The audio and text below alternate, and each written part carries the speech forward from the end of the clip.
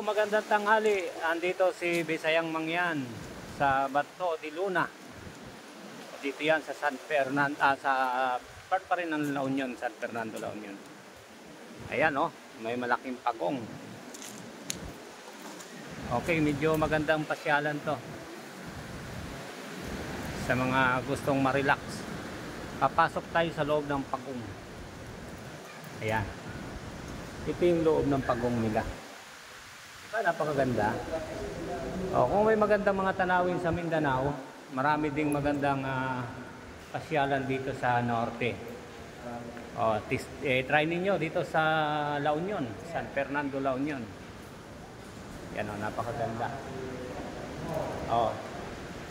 Kasama natin CJ. CJ Motovlog. Shout out. Okay. Ito, ipakikita namin sa inyo. First time namin pumasok dito. First time pumasok ni Bisayang Mangyan dito sa lugar na to. Yan o.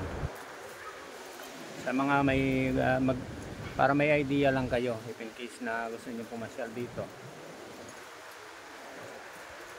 Meron na kayo agad na target pupuntahan.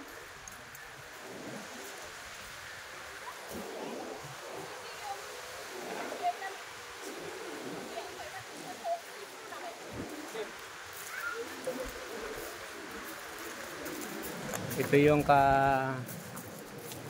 kung meron sa Mindoro na bahay na bato ba yun? Bahay na bato. Dito naman, Bato de Luna. Ayan.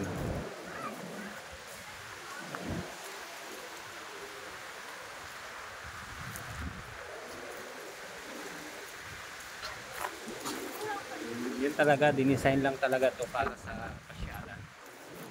Picture taking. Nandito yung kapatid ko.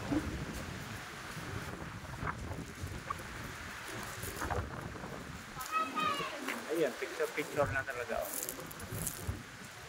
Bato de Luna.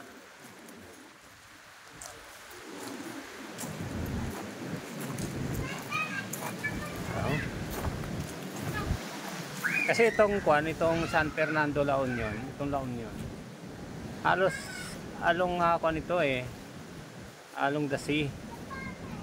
Kaya maraming area talaga dito na maraming beach talaga dito. Kaya siyempre yung pinopromote nila yung mga mga ganito. Kaya puro mga pandagat, may shark. Pero ito parang hindi yata sa dagat to naligaw lang yata ito dito. Ito crab, the big crab.